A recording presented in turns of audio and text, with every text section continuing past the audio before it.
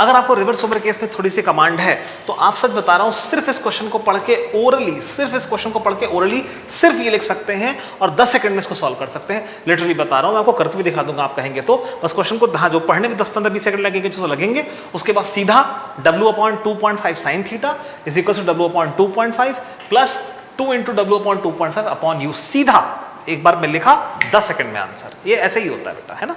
बेटा क्वेश्चन 1.7 में क्वेश्चन आपसे क्या पूछ रहा है मैं आपको एक्सप्लेन कर दे रहा हूं। आप चाहे तो वीडियो पॉज करके क्वेश्चन को पढ़ सकते हैं, वैसे तो मैं आपको पूरा एक्सप्लेन करने जा ही रहा हूं। तो बेटा 2 स्विमर्स की बात करी गई है, पहले हम एक स्विमर से निपट लेते हैं। तो बेटा ये है स्विमर नंबर 1।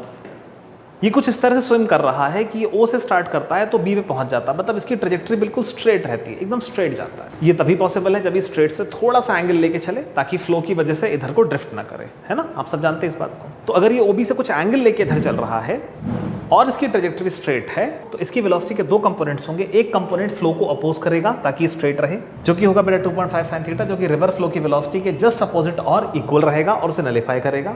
और इसी स्विमर का जो दूसरा कंपोनेंट होगा 2.5 cos थीटा, वो सिर्फ इसको क्रॉस कराएगा। तो ये वेलोसिटी स्प्लिट हो जाएगी बेटा 2 पार्ट्स में।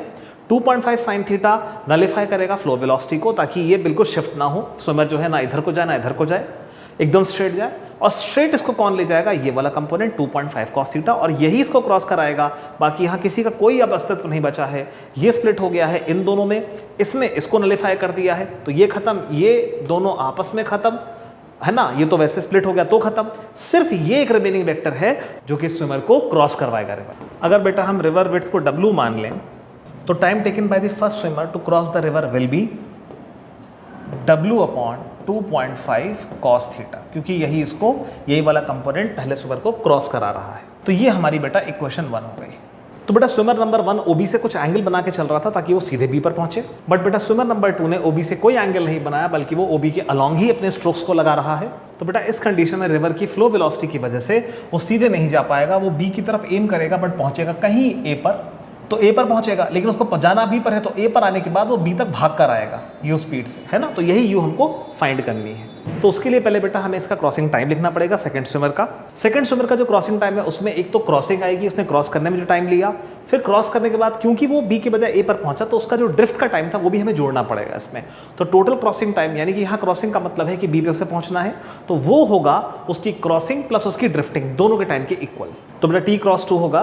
पहले तो हम उसका क्रॉसिंग टाइम लेंगे, यानी कि जो उसने विड्थ कवर करी है रिवर की अपॉन जिस स्पीड से करी दैट इज 2.5, क्योंकि डायरेक्टली इसने इसी स्पीड से स्ट्रोक्स लगाए हैं, प्लस जो ड्रिफ्ट हुआ है ना, उसको भी कवर करना है। तो ड्रिफ्ट का डिस्टेंस AB अपॉन जितनी स्पीड से ड्रिफ्ट को कवर किया, यानी कि distance upon speed that is AB upon U। तो ये 2 इक्वेशन हमको बेटा मिल गई है। क्वेश्चन ने क्लियर कट बोला है कि O से B तक पहुंचने का दोनों स्विमर्स का टाइम इक्वल है, यानी कि इक्वेशन 1 और इक्वेशन 2 बराबर है ना। O से B तक पहुंचने का, क्योंकि ये भी बेसिकली क्रॉसिंग टाइम नहीं, O से B तक पहुंचने का टाइम है और ये भी O से B तक पहुंचने का टाइम है, दोनों ही टाइम से इक्वल है, ऐसा क्वेश्चन ने कहा है। तो इनको अगली स्लाइड में हम इक्वेट करके आंसर निकाल लेंगे।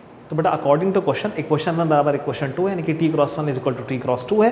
तो ये सब जो मैंने वहां लिखा था दोनों का RHS इक्वेट कर दिया है, क्योंकि बेटा मैंने आपको पहले बता दिया था कि दोनों बराबर हो जाएंगे। तो यहाँ से साइन थीटा की वैल्यू जो निकल कर आएगी वो 4/5 आएगी। आप चेक कर लेना, छोटी सी चीज़ है, आपको निकाल लेना। तो बेटा अगर साइन थीटा 4/5 है तो हम सब जानते हैं कॉस थीटा 3/5 होता है। तो कॉस थीटा की वैल्यू को लिखेंगे यहाँ पर। अच्छा बेटा ये जो डिस्टेंस है AB, ये AB इस रिवर के फ्लो की वजह से कवर हुआ। किसकी वजह से कवर हुआ बेटा, इस रिवर के फ्लो की वजह से। तो बेटा इसीलिए हम AB डिस्टेंस को लिखेंगे speed of the river into time of crossing, speed of the river into time of crossing, क्योंकि टाइम ऑफ क्रॉसिंग के दौरान ही ये ड्रिफ्ट पॉसिबल हुआ है रिवर की स्पीड की वजह से। तो रिवर की स्पीड की वजह से हुआ है तो 2 लिखेंगे, टाइम ऑफ क्रॉसिंग तो यही है, तो W/2.5 ये हो गई बेटा आपकी AB की वैल्यू।